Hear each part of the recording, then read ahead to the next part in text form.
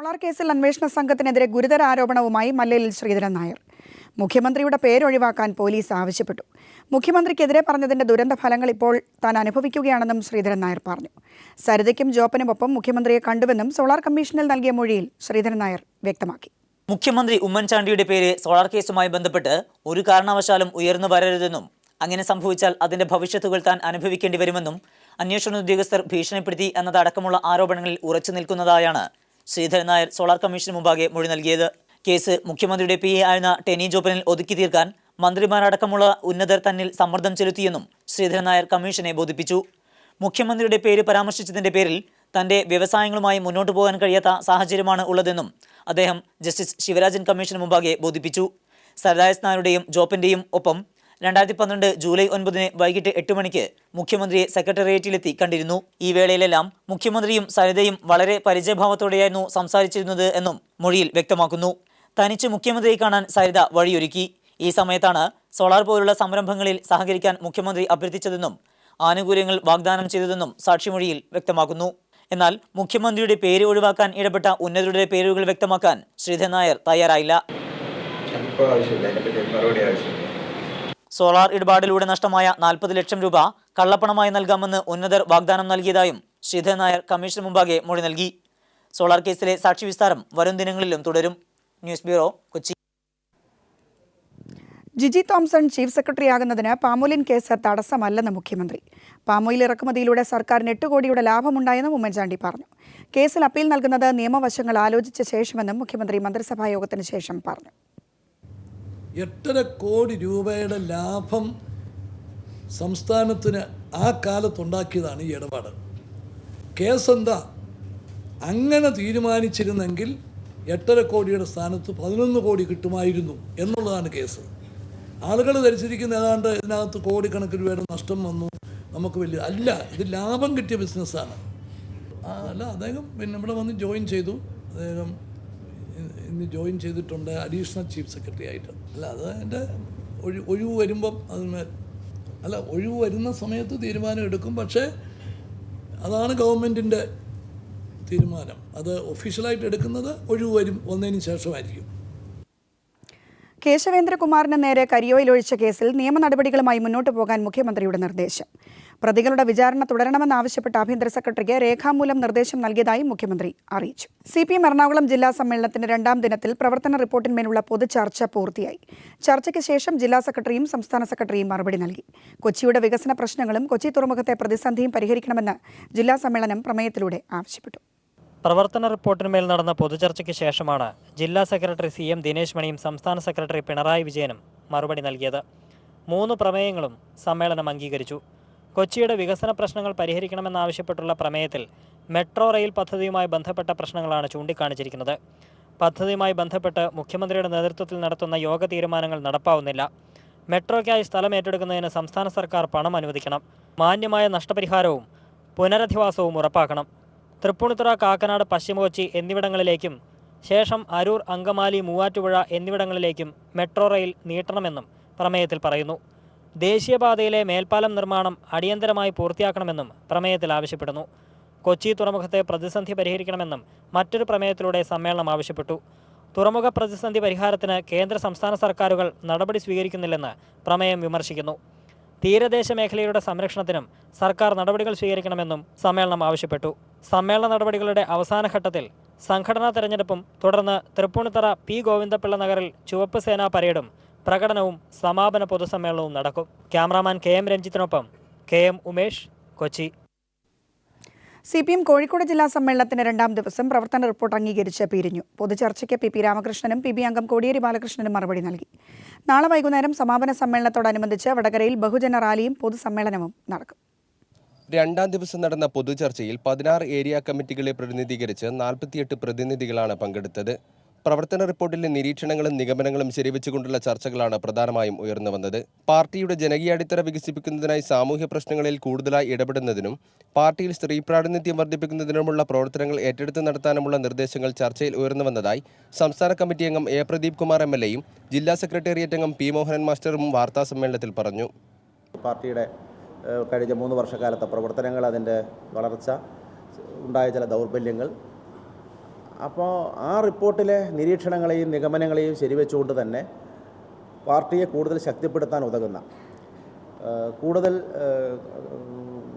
വിശാലമാക്കാൻ, വിപുലീകരിക്കാൻ ഉതകുന്ന നല്ല നിർദ്ദേശങ്ങൾ, അഭിപ്രായങ്ങൾ, വിമർശനം, സ്വയം വിമർശനം എല്ലാം ഉള്ള നല്ല നിലയിലുള്ള ഡിസ്കഷനാണ് നടന്നത്. പ്രവർത്തന റിപ്പോർട്ടിന്മേലുള്ള ചർച്ചയ്ക്ക് ജില്ലാ സെക്രട്ടറി ടി.പി. രാമകൃഷ്ണനും സംഘടനാ ചർച്ചയ്ക്ക് പി.ബി. അംഗം കോടിയേരി ബാലകൃഷ്ണനും മറുപടി നൽകിയതോടെ സമ്മേളനം 2ാം ദിവസം പിരിഞ്ഞു. ഭൂരഹിതർക്ക് ഭൂമി നൽകുക, കാർഷിക മേഖലയെ രക്ഷിക്കുക, സഹകരണ മേഖലയെ തകർക്കുന്ന നടപടി അവസാനിപ്പിക്കുക എന്നീ ആവശ്യങ്ങൾ ഉന്നയിച്ചുള്ള പ്രമേയങ്ങൾ സമ്മേളനം അംഗീകരിച്ചു. ജില്ലാ കമ്മിറ്റിയെയും ജില്ലാ സെക്രട്ടേറിയറ്റ് അംഗങ്ങളെയും ജില്ലാ സെക്രട്ടറിയെയും സംസ്ഥാന സമ്മേളന പ്രതിനിധികളെയും വ്യാഴാഴ്ച തിരഞ്ഞെടുക്കും. ചുവപ്പ് വളണ്ടിയർമാരുടെ അകമ്പടിയോടെ 1,00,000 പേർ അണിനിരക്കുന്ന ബഹുജന റാലിക്കും പൊതുസമ്മേളനത്തിന് ശേഷം സമ്മേളനത്തിന് സമാപനമാവും. പൊതുസമ്മേളനം CPIM പോളിറ്റ് ബ്യൂറോ അംഗം കോടിയേരി ബാലകൃഷ്ണൻ ഉദ്ഘാടനം ചെയ്യും. Siju Kannan, news bureau, Kozhikode. പൊന്നമ്പലമേട്ടിൽ മകരജ്യോതി തെളിഞ്ഞു. മകരജ്യോതി ദർശിക്കാനും തിരുവാഭരണ ചാർത്തിൽ അയ്യപ്പനെ കാണാനും ഭക്തജനലക്ഷങ്ങളാണ് സന്നിധാനത്ത് എത്തിയത്.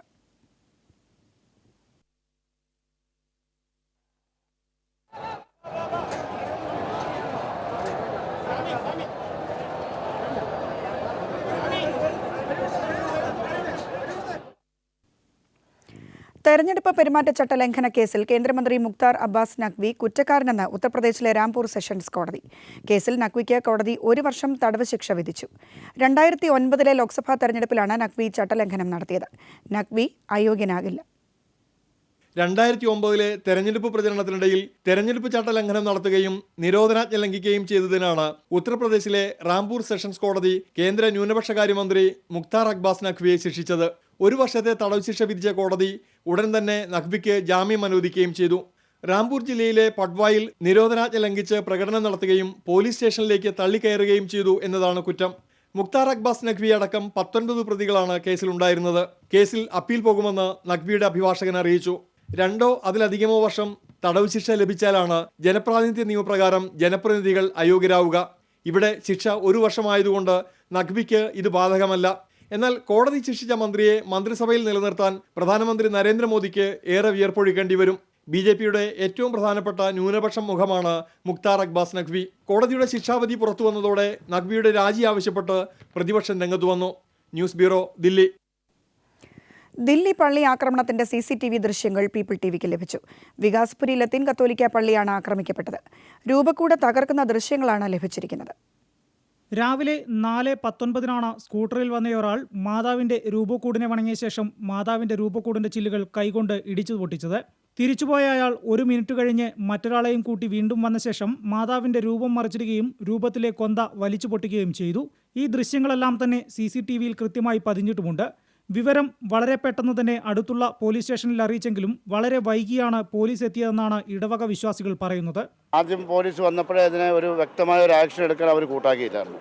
അവർ വന്നപ്പോഴേ അതിൻ്റെ രൂപമെല്ലാം എടുത്ത് നേരെ വെക്കാനൊക്കെയാണ് ശ്രമിച്ചത്. അത് ശ്രമിക്കുകയും പിന്നെ അതിനുശേഷം നമ്മൾ വ്യക്തമായ ഒരു തെളിവുകൾ കൊടുത്തതിന് ശേഷമാണ് അവരതിനുവേണ്ടി ഒരു ആക്ഷൻ എടുക്കാമെന്നും പറഞ്ഞതും പിന്നെ മറ്റെന്തെല്ലാം വേണമെന്നുള്ള ഒരു 48 മണിക്കൂറത്തെ സമയം നമ്മളോട് പറഞ്ഞിട്ടുണ്ട്. പക്ഷേ പള്ളിയിലെത്തിയ പോലീസ് കുറ്റകൃത്യം മറക്കാനാണ് ശ്രമിച്ചതെന്നും ആക്ഷേപമുണ്ട്. CCTV ഫുട്ടേജിൽ വളരെ ക്ലിയർ എവിഡൻസ് ഈസ് ദെയർ. ആരാണ് വന്നതെന്നും ആരാണ് ചെയ്തിരിക്കുന്നതെന്നും വ്യക്തമായിട്ട് അതിൽ നിന്ന് മനസ്സിലാക്കാൻ സാധിക്കും. മാതാവിൻ്റെ രൂപം നിലത്ത് കിടക്കുകയായിരുന്നു. അതെടുത്ത് അവർ തന്നെ വെച്ചു. അത് പോലീസ് തന്നെ എവിഡൻസിനെ ടാമ്പർ ചെയ്യുന്ന ഒരു രീതിയാണ് ശ്രദ്ധിക്കുന്നത്. അക്രമി മറിച്ചിട്ട മാതാവിന്റെ രൂപം പോലീസ് എന്തിനു നേരെ വെച്ചതെന്നും രൂപക്കൂട് ആക്രമിക്കപ്പെട്ട സംഭവം ആരോടും പറയരുതെന്ന് പോലീസ് പറയുന്നത് എന്തിനാണെന്നുമാണ് ഇവർ ചോദിക്കുന്നത്. കഴിഞ്ഞ 2 മാസത്തിനിടയിൽ 3ാമത്തെ ക്രിസ്ത്യൻ ദേവാലയമാണ് ദില്ലിയുടെ പരിസരങ്ങളിൽ ആക്രമിക്കപ്പെടുന്നത്. ഇവിടെ നിയമം പാലിക്കേണ്ട പോലീസ് തന്നെ കുറ്റവാളികൾക്ക് കൂട്ടുനിൽക്കുന്നുവെന്നാണ് ഇവർ ആരോപിക്കുന്നത്. ദില്ലിയിലെ വികാസ്പുരിയിൽ നിന്നും ക്യാമറമാൻ രാജീവ് കണ്ണാടിയുടെ ദൃശ്യങ്ങൾക്കൊപ്പം ബിജേഷ് നടുവിൽ. ശശി തരൂരും മെഹർ തരാറും ദുബായിൽ ഒരുമിച്ച് കണ്ടു എന്ന് തെളിയിക്കുന്ന ചിത്രങ്ങൾ പീപ്പിൾ TVക്ക് ലഭിച്ചു. 3 പകലും രാത്രിയും തരൂരും മെഹർ തരാറും ദുബായിൽ ഒരുമിച്ച് താമസിച്ചിരുന്നുവെന്ന് സുനന്ദയുടെ സുഹൃത്ത് നളിനി സിംഗ് ദില്ലി പോലീസിന് മൊഴി നൽകിയിരുന്നു. ഈ മൊഴി സാധൂകരിക്കുന്ന ചിത്രങ്ങളാണ് പുറത്തു വന്നിരിക്കുന്നത്. സുനന്ദ മരിക്കുന്നതിന് തൊട്ടു മുൻപുള്ള മാസം മെഹർ ഇന്ത്യ സന്ദർശിച്ചതിനെക്കുറിച്ചും ദില്ലി പോലീസ് അന്വേഷിക്കുന്നുണ്ട്. 2013 ജൂൺ മാസം ദുബായിൽ നടന്ന ഒരു സ്വകാര്യ പുരസ്കാര ചടങ്ങിൽ ശശി തരൂറും മെഹർ തരാറും ഒരുമിച്ച് പങ്കെടുക്കുന്നതിന്റെ ചിത്രങ്ങളാണ് പുറത്തു വന്നിരിക്കുന്നത്. ഇരുവരും വളരെ അടുത്തിടപഴകുകയും ചിത്രങ്ങൾ എടുക്കുകയും ചെയ്തു. തരൂരും മെഹറും ദുബായിൽ 3 പകലും രാത്രിയും ഒരുമിച്ച് താമസിച്ചുവെന്ന് സുനന്ദ പുഷ്കറിന്റെ സുഹൃത്തും മാധ്യമപ്രവർത്തകയുമായ നളിനി സിംഗ് ദില്ലി പോലീസിന് മൊഴി നൽകിയിരുന്നു. ഇതിന്റെ അടിസ്ഥാനത്തിൽ നടത്തിയ പരിശോധനയിലാണ് അന്വേഷണ സംഘത്തിന് ചിത്രങ്ങൾ ലഭിച്ചത്.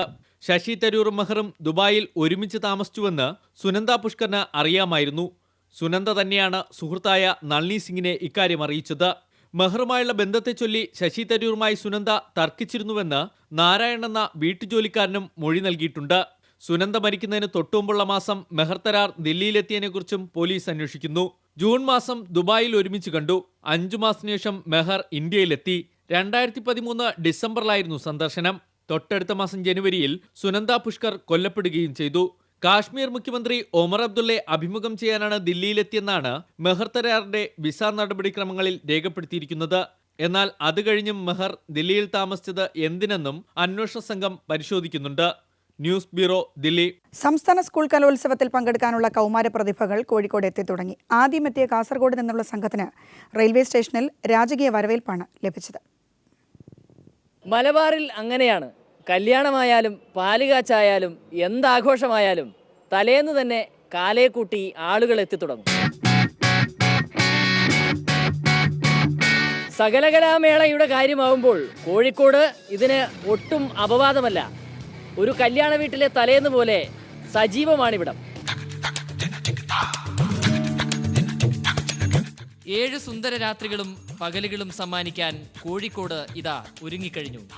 മാനാഞ്ചിറയും മിഠായി തെരുവും വലിയങ്ങാടിയും കല്യാണപ്പെണ്ണിനെ പോലെ കലകളുടെ വേളി മണ്ഡപത്തിൽ പ്രവേശിക്കാൻ അണിഞ്ഞൊരുങ്ങിയിരിക്കുകയാണ്. പാട്ടും നൃത്തവും വാദ്യമേളങ്ങളുമടക്കം 16 വേദികളെ കോഴിക്കോട് കലയുടെ പൂരപ്പറമ്പാക്കി മാറ്റുമ്പോൾ ഓരോ കൈമുദ്രയും ഓരോ ശ്രുതിയും ഓരോ താളവും ഒപ്പിയെടുക്കാൻ പീപ്പിൾ ടിവിയുടെ ക്യാമറ കണ്ണുകളും ഇതാ സർവ്വസജ്ജമായി കഴിഞ്ഞു.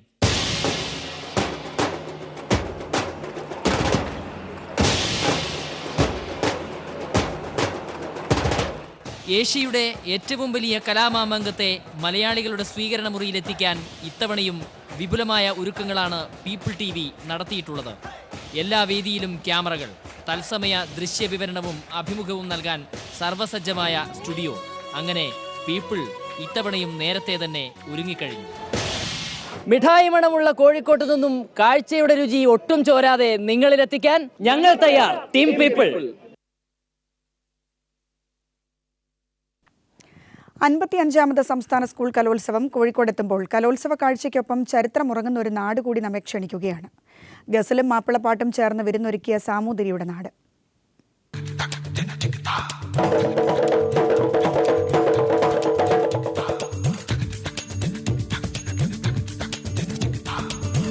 കലോത്സവ പടിവാതിലെത്തി കഴിഞ്ഞു. ഇനി ഒരാഴ്ചക്കാലം എല്ലാവരുടെയും കണ്ണും കാതും കോഴിക്കോട്ടേക്കായിരിക്കും. കലോത്സവത്തിനെത്തുന്നവർക്ക് കോഴിക്കോട് പലതും കരുതി വെക്കുന്നുണ്ട്. നമുക്കൊന്ന് പോയി കണ്ടാലോ ഷമീമ? നിങ്ങളും വരണം ഞങ്ങളുടെ കൂടെ.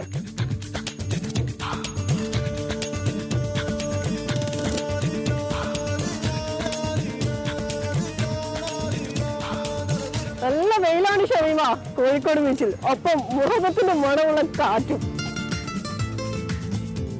കോഴിക്കോട് വരുന്നവരാരും ബീച്ച് കാണാതെ മടങ്ങരുത്. ഐശ്വര്യതയും ഉപ്പിലിട്ടതുമെല്ലാം കോഴിക്കോട് ബീച്ചിന്റെ മാത്രം പ്രത്യേകതയാണ്.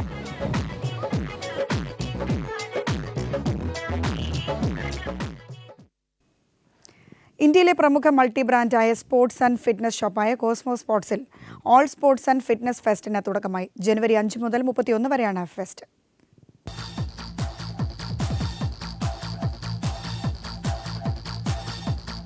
ഉപഭോക്താക്കളുടെ അഭിരുചിക്കനുസരിച്ച് തിരഞ്ഞെടുക്കുവാൻ നൈക്കി, അഡിഡാസ്, യോനെക്സ് തുടങ്ങി 70-ലധികം ഇന്റർനാഷണൽ സ്പോർട്സ് ബ്രാൻഡുകളുടെ ഉൽപ്പന്നങ്ങളും പ്രീകോർ, വിവ തുടങ്ങി ഫിറ്റ്നസ് ബ്രാൻഡുകളും മറ്റു സ്പോർട്സ് അനുബന്ധ സേവനങ്ങളുമാണ് ഒരു കുടക്കീഴിൽ കോസ്മോ സ്പോർട്സ് അവതരിപ്പിക്കുന്നത്.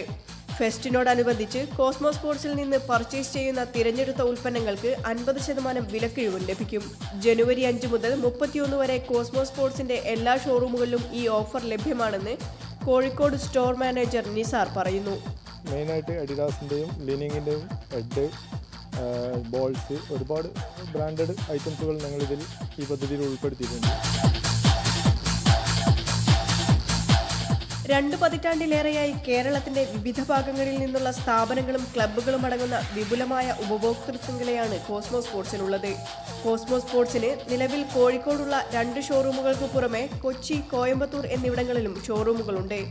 തിരുവനന്തപുരം, തൃശൂർ, മഞ്ചേരി എന്നിവിടങ്ങളിലും ഉടനെ ഷോറൂമുകൾ ആരംഭിക്കുമെന്ന് കോസ്മോ സ്പോർട്സ് അധികൃതർ അറിയിച്ചു. News bureau, Kozhikode.